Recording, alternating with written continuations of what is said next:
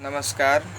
वृंदावन लाल वर्मा द्वारा रचित कहानी शरणागत के भाग 1 में आपका स्वागत है। आज हम इस कहानी को पढ़ने से पहले वृंदावन लाल वर्मा जी के बारे में जानें। वृंदावन लाल वर्मा का जन्म 9 जनवरी 1889 को मऊ रानीपुर, झांसी, उत्तर प्रदेश में हुआ था। सन 1909 में इनकी पहली रचना जो है सेनापति उदल छपी थी, परंतु वह दौर अंग्रेज़ों का था, हमारा देश गुलाम था, जिसके कारण वह रचना जो है जब्त कर ली गई।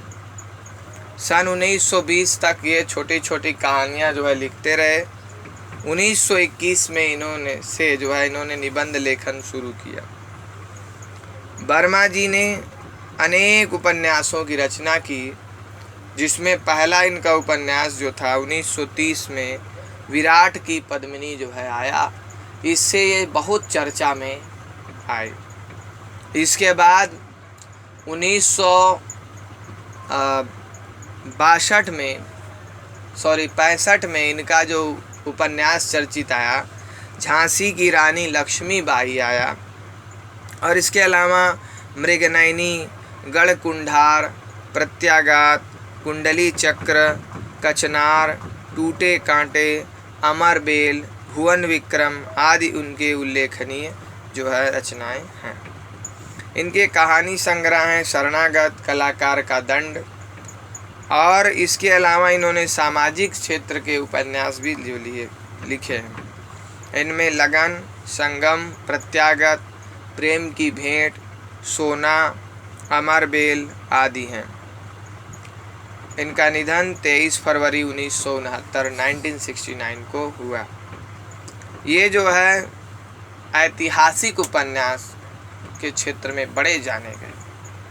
ऐतिहासिक उपन्यास उसको कहते हैं जब किसी उपन्यास में इतिहास को आधार बना करके किसी नायक, किसी स्वतंत्रता संग्राम के जो योद्धाएं हैं उन पर जो बेस करके जब कोई रचना लिखी जाती है, या राजा महाराजाओं पर जब रचना लिखी जाती है, तो ऐसे रचनाओं को, ऐसे उपन्यासों को हम लोग ऐतिहासिक उपन्यास कहते हैं। ऐतिहासिक उपन्यास में वृंदावन लाल वर्मा जी का प्रमुख योगदान, और ऐतिहासिक नाटक में वही स्थान जो है जयशंकर प्रसाद जी का है।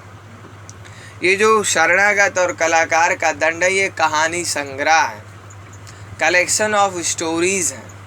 इसमें एक कहानी नहीं है, शरणागत है एक कहानी, कहानियों का प्रतिनिधि है। शरणागत क्या है? एक प्रतिनिधि कहानी है। उसके अंदर में, उस कलेक्शन में और भी कहानियां हैं। इसी तरह कलाकार का दंड है। ऐसे करके 7 कहानी संग्रह, कलेक्शन ऑफ स्टोरीज इनके हैं। तो आज हम जो है इनकी कहानी, जो चर्चित कहानी है शरणागत, पढ़ेंगे। शरणागत कहानी में जो अछूत की समस्या है, छुआछूत की जो समस्या है, उसको जो है इन्होंने उजागर किया है। उस समस्या की तरफ इन्होंने ध्यान आकृष्ट किया है। साथ ही साथ यह भी दिखाया है कि कैसे हमारा समाज दोहरी जिंदगी जीता है, बाहर से कुछ और भीतर से कुछ और। यह जो है प्रवृत्ति हमारे समाज में काम कर रही है, इसको भी दिखाने का कार्य जो है वृंदावन लाल वर्मा जी ने इस कहानी के माध्यम से किया है। और गांधी जी का, चूँकि वो गांधी जी का युग था, इसलिए गांधी जी का जो सिद्धांत है हृदय परिवर्तन, चेंज ऑफ हार्ट, यानी मन में बदलाव आ जाएगा, मन में परिवर्तन आ जाएगा, इसको भी दिखाने का बखूबी इसमें प्रयास किया गया है। क्योंकि कहानी का जो पात्र है रज्जब, वो पेशे से कसाई है, जाति से मुसलमान है। अब उसे अपने गांव में कोई ठहरने नहीं दे रहा है, स्थान नहीं दे रहा है, लेकिन ठाकुर जो है किसी तरह जो है तैयार होता है। तो यहाँ पर उसके हृदय परिवर्तन को उस ठाकुर के जो है दिखाने का कार्य भी जो है वृंदावन लाल वर्मा जी ने किया है। तो हम अपनी कहानी शुरू करें। देखिए, रज्जब अपना रोजगार करके ललितपुर लौट रहा था। ललितपुर रज्जब के गांव का नाम है, ललितपुर। साथ में स्त्री थी और गांव में 200-300 की गांठ में 200-300 की बड़ी रकम थी। यानी जो लुंगी पहना हुआ है उसकी गांठ में उसने 200-300 रुपया जो है खोस के रखा है। मार्ग बीहड़ था। बीहड़ यानी बहुत सारे वहाँ पर बहुत सारी झाड़ियाँ जो है वहाँ पर हैं, और सुनसान रास्ता, यानी कोई आने जाने वाला नहीं है। ललितपुर काफ़ी दूर था। बसेरा कहीं ना कहीं लेना ही था, इसलिए उसने मणपुरा नामक गांव में ठहर जाने का निश्चय किया। उसका अपना गांव ललितपुर काफ़ी दूर है, इसलिए उसने निश्चय किया कि कहीं ना कहीं तो रुकना ही पड़ेगा, क्योंकि ऐसे सुनसान बीहड़ रास्ते में साथ में स्त्री को लेकर के, धन को लेकर के चलना उसके लिए ठीक नहीं था। इसलिए उसने सोचा कि गांव में ठहर जाना ही अच्छा है। लेकिन समस्या और क्या थी कि उसकी पत्नी को बुखार भी था, बुखार हो गया आया था। रकम पास में थी तो पैदल तो तब तक चला, लेकिन अब चाहता तो बैलगाड़ी किराए पे ले लेता। लेकिन बात यहीं पे आ गई है कि खर्च तो ज़्यादा नहीं पड़ता, लेकिन उसने सोचा बीमार पत्नी है, चल नहीं पाएगी, इसलिए रात को आराम कर लेना ही ठीक होगा। यही सोच करके वह आगे क्या कर रहा है, मदद ले रहा है। तो हम देखें, परंतु ठहरता कहाँ। जात छिपाने से काम नहीं चल सकता था। उसकी पत्नी नाक और कानों में चांदी की बालियां डाले थी और पैजामा पहने थी। इसके सिवा गांव के बहुत से लोग उसको पहचानते थे। वह उस गांव के बहुत से कर्मण्य और अकर्मण्य ढोर खरीद कर ले जा चुका था। यानी ये जात अगर छिपाता है कि मुसलमान नहीं है तो भी पकड़ा जाएगा। कैसे? तो पहली पहचान बता रहे हैं लेखक कि उसकी पत्नी ने क्या किया, कानों में चांदी की बालियां जो है पहनी है, नाक में बालियां चांदी की पहनी है। बुरा मत मानिएगा कोई, चांदी के गहने जो है मुस्लिम कम्युनिटी में बहुत ज़्यादा जो है यूज़ किए जाते हैं। तो इसको, और पैजामा पहनी है, मतलब हिंदुओं का पोशाक नहीं है, एक तरह से अलग ही है। और इसके सिवा गांव के तो बहुत सारे लोग उसको पहचानते हैं, क्योंकि बहुत सारे लोगों से वह कर्मण्य यानी काम करने वाले, अकर्मण्य यानी जो काम नहीं करते, ऐसे जानवरों को, ढोर यानी जानवरों को खरीद करके ले जा चुका है। क्योंकि चोरी छुपके तो सभी जो है जानवरों को कटने के लिए बेचते हैं, चाहे बकरा हो चाहे दूसरे जानवर हो। बैल वगैरह भी अभी तो लोग बेच देते हैं। तो अपने व्यवहारियों से उसने रात भर के बसेरे के लायक स्थान की याचना की, यानी जो उसको पहचानते थे उनसे याचना किया, प्रार्थना की, रिक्वेस्ट की कि हमको थोड़ी रहने की जगह दे दीजिए रात भर के लिए। लेकिन किसी ने भी मंजूर नहीं किया, कोई तैयार नहीं हुआ। उन लोगों ने अपने ढोर रज्जब को अलग अलग और लुके छिपे बेचे थे। देखिए यहाँ पता चला, लुक छिप करके बेचा था। ठहरने में तुरंत ही तरह तरह की खबरें फैलती, इसलिए सबने इनकार कर दिया। अगर वो ठहर जाता किसी के घर तो पूरे गांव में तरह तरह की खबर जो है फैल जाती। अब जो है दिखाया गया, गांव में एक गरीब ठाकुर रहता था। सब तो धनी अमीर नहीं होते, हर कम्युनिटी में छोटे बड़े होते हैं। तो गांव में एक गरीब ठाकुर रहता था। थोड़ी सी ज़मीन थी जिसको किसान जोतते थे। निज का हल बैल कुछ भी ना था, लेकिन अपने किसानों से 2-3 साल का पेशगी लगान वसूल कर लेने में ठाकुर को किसी विशेष बाधा का सामना नहीं करना पड़ता था।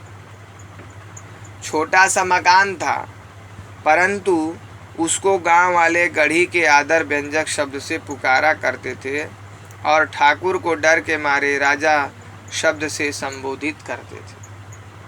उस ज़माने में भी उसके पास नहीं था, छोटा मकान था, लेकिन फिर भी उसको लोग गढ़ी बोलते थे और ठाकुर को राजा डर के मारे सम्मान करते हुए कहते थे। पुराने लोग बहुत भीरू जो है एक तरह से कायर होते थे, ऐसे ठाकुरों का ब्राह्मणों का जो है एक लिहाज सम्मान भी जो है करते थे।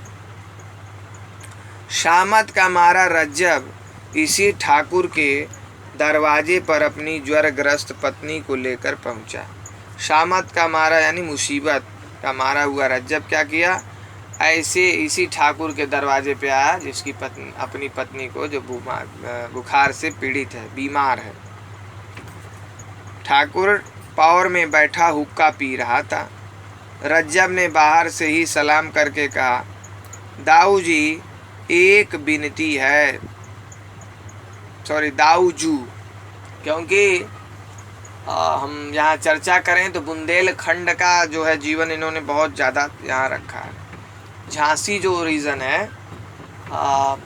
उत्तर प्रदेश और मध्य प्रदेश के बॉर्डर एरिया है, तो उस एरिया को बुंदेलखंड कहा जाता है।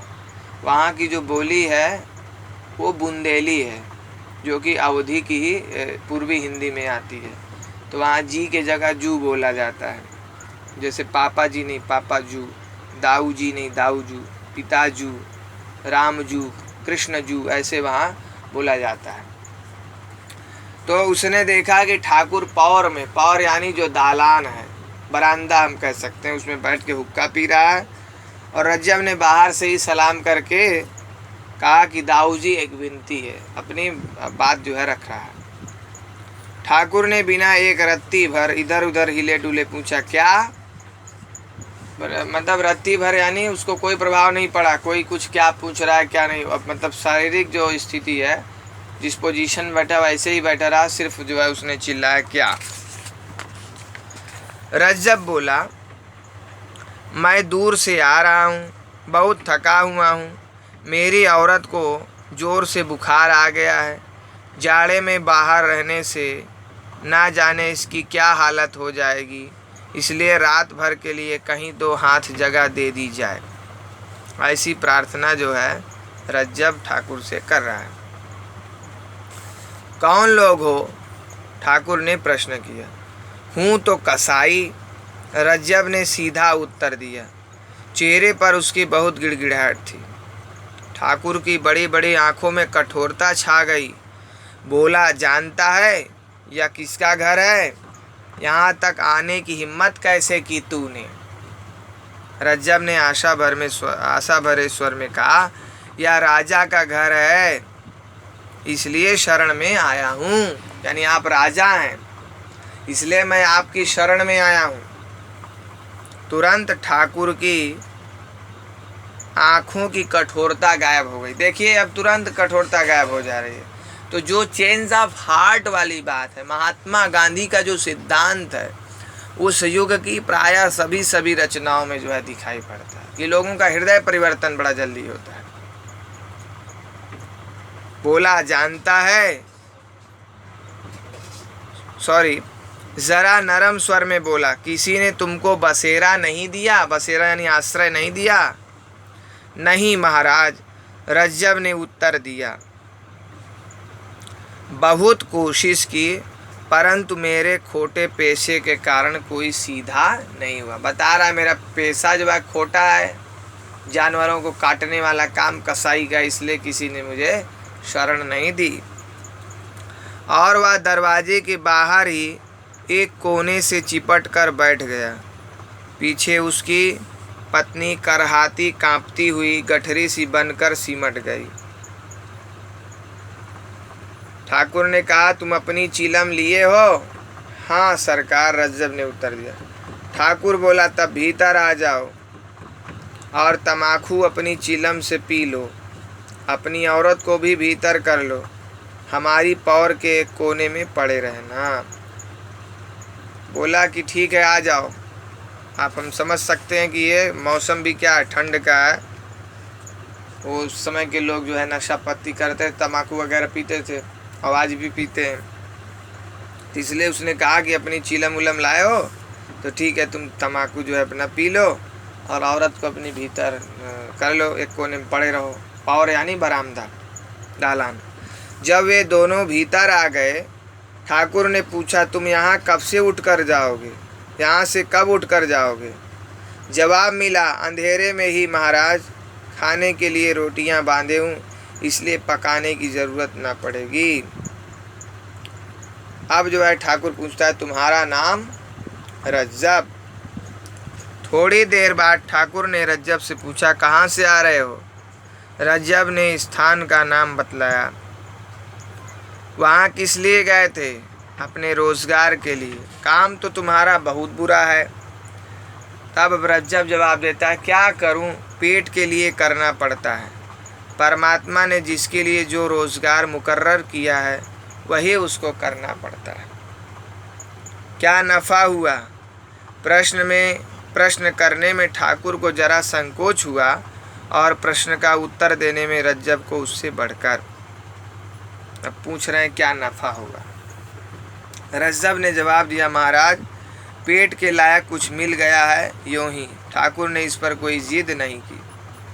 रज्जब एक क्षण बाद बोला, बड़े भोर उठकर चला जाऊंगा, तब तक घर के लोगों की तबीयत भी अच्छी हो जाएगी।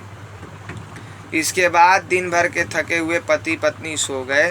काफ़ी रात गए कुछ लोगों ने एक बंधे इशारे से ठाकुर को बाहर बुलाया। एक फटी सी रजाई ओढ़े ठाकुर साहब बाहर निकल आया।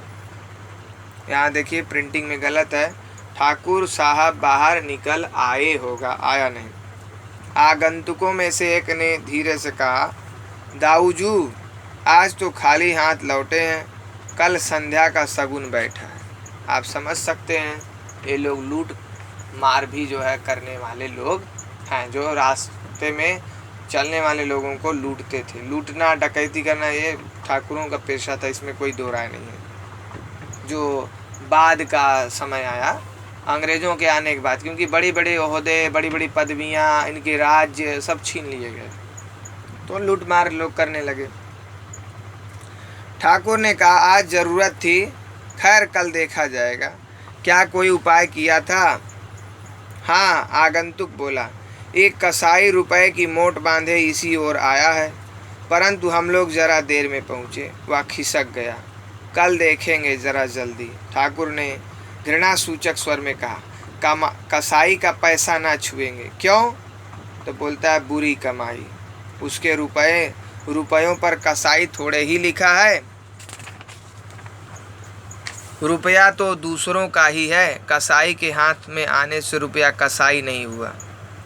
ठाकुर कहता है, मेरा मन नहीं मानता, वह अशुद्ध है, हम अपनी तलवार से उसको शुद्ध कर लेंगे। ये उसके साथी कह रहे हैं। ज़्यादा बहस नहीं हुई। ठाकुर ने कुछ सोचकर अपने साथियों को बाहर का बाहर ही टाल दिया।